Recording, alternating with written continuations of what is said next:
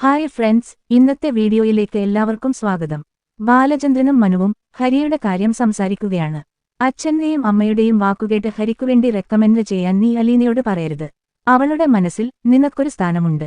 അത് നീ ഇല്ലാതാക്കരുത്. ഹരിയാണ് രോഹിത്തിനെയും കൂടി ഇതിൽ കൊണ്ടു ചാടിച്ചത്. അവന് എന്ത് ശിക്ഷ കിട്ടിയാലും അത് കുറഞ്ഞു പോകത്തേ ഉള്ളൂ. ഇതിനിടയിൽ അലീന മനുവിനെ ചായ കുടിക്കാൻ വിളിക്കുന്നു. മനു ചായ കുടിക്കാൻ ഇരിക്കുമ്പോൾ അലീന കൊല്ലപ്പള്ളിയിലെ വിശേഷങ്ങൾ ചോദിക്കുന്നുണ്ട്. അതിനിടയിൽ ഒരു ഓട്ടോറിക്ഷയുടെ ശബ്ദം കേൾക്കുന്നു. ഞാൻ പോയി നോക്കിയിട്ട് വരാം എന്നു പറഞ്ഞ് അലീന പുറത്തേക്ക് വരുന്നു. ശരണ്യയുടെ വീടിനടുത്തുള്ള ഓട്ടോ ഡ്രൈവറായിരുന്നു വന്നത്. അലീന അയാളോട് വീട്ടിൽ കയറിയിരിക്കാനും ചായ കുടിക്കാനുമൊക്കെ പറയുന്നുണ്ട്. എന്നാൽ അയാൾ അലീനയോട് കുറച്ച് ദേഷ്യത്തിലാണ് സംസാരിക്കുന്നത്. നീ എന്താണ് ശരണ്യയെ കാണാൻ വരാത്തത്? നിന്നെ കാണണമെന്ന് പറഞ്ഞ് ആ കുട്ടി അവിടെ നിരാഹാരമിരിക്കുകയാണ്. നിന്റെ കാര്യങ്ങൾ നടക്കാൻ വേണ്ടിയല്ലേ നീ അവളെ കാണാൻ വന്നിരുന്നത്? കാര്യം കഴിഞ്ഞപ്പോൾ അവളെ മറന്നല്ലേ? ഞങ്ങളൊക്കെ പാവങ്ങളാണ്, ഞങ്ങൾക്ക് സ്നേഹിക്കാൻ മാത്രമേ അറിയൂ. നിങ്ങളെപ്പോലെ സ്നേഹം അഭിനയിക്കാൻ അറിയില്ല. അപ്പോൾ അലീന പറയുന്നുണ്ട്, ഞാൻ അവളെ കാണാൻ വന്നിരുന്നു, പക്ഷേ അവളുടെ വീട്ടുകാർ അനുവദിച്ചില്ല. കാര്യം മനസ്സിലാക്കാതെ സംസാരിക്കല്ലേ ഷാജിയേട്ട. അയാൾ കുറച്ച് ദേഷ്യത്തോടെ തന്നെ വണ്ടിയെടുത്ത് പോയി. അലീന തിരിച്ചു വന്ന് ബാലചന്ദ്രനോട് പറയുന്നുണ്ട്, എനിക്ക് ശരണ്യയെ ഒന്ന് കാണാൻ പോകണം. ശരണ്യയുടെ അടുത്തുള്ള ചേട്ടനാണ് വന്നത്. അപ്പോ ബാലചന്ദ്രൻ പറയുന്നുണ്ട്, മനുവിനെയും കൂട്ടി പോയിക്കോളാൻ. എന്നിട്ട് മനുവും അലീനയും കൂടി ശരണ്യയെ കാണാൻ മനുവിന്റെ കാറിൽ പോകുന്നു. മനു അലീനയോട് ചോദിക്കുന്നു, അയാൾക്ക് നിന്നെ ചീത്ത പറയാൻ എന്താ അവകാശം? നീ അതെല്ലാം കേൾക്കേണ്ട ആവശ്യമെന്താണ്? എന്തിനാണ് ശരണ്യയെ കാണാൻ പോകുന്നത്? എന്തിനാണ് ശരണ്യയോട് ഇത്ര അറ്റാച്ച്മെന്റ്?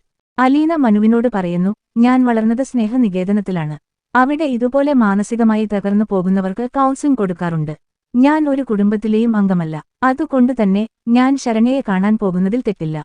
സംസാരിച്ചുകൊണ്ടിരിക്കുന്നതിനിടയിൽ ശരണ്യയുടെ വീടെത്തി. അലീന മനുവിനോട് മാസ്ക് വച്ച് പുറത്തിറങ്ങിയാൽ മതി, വെറുതെ റിസ്ക് എടുക്കേണ്ട എന്ന് പറയുന്നു. മനുവും അലീനയും ശരണ്യയുടെ വീടിനു മുന്നിൽ വന്ന് കാറിറങ്ങുന്നു. ശരണ്യയുടെ അച്ഛൻ മനുവിനെ കണ്ട് ഇത് ആരാണെന്ന് തിരക്കുന്നു. കൂടെ വന്ന ആളാണ് എന്ന് അലീന മറുപടി പറയുന്നു. ശരണ്യ ഇതുവരെ ഭക്ഷണമൊന്നും കഴിച്ചിട്ടില്ല. കരച്ചിലോട് കരച്ചിലാണ്. എന്നെ ഒന്ന് ഫോൺ ചെയ്യാമായിരുന്നില്ലേ എന്ന് അലീന ചോദിക്കുന്നു. മനുവിനോട് പുറത്ത് വെയിറ്റ് ചെയ്യാൻ പറഞ്ഞ് അലീന ശരണ്യയുടെ അടുത്തേക്ക് പോകുന്നു. അലീന ശരണ്യയുടെ റൂമിലേക്ക് വരുമ്പോൾ ശരണ്യ പിണങ്ങി നിൽക്കുകയാണ്. എന്താ, എന്നോട് പിണക്കമാണോ?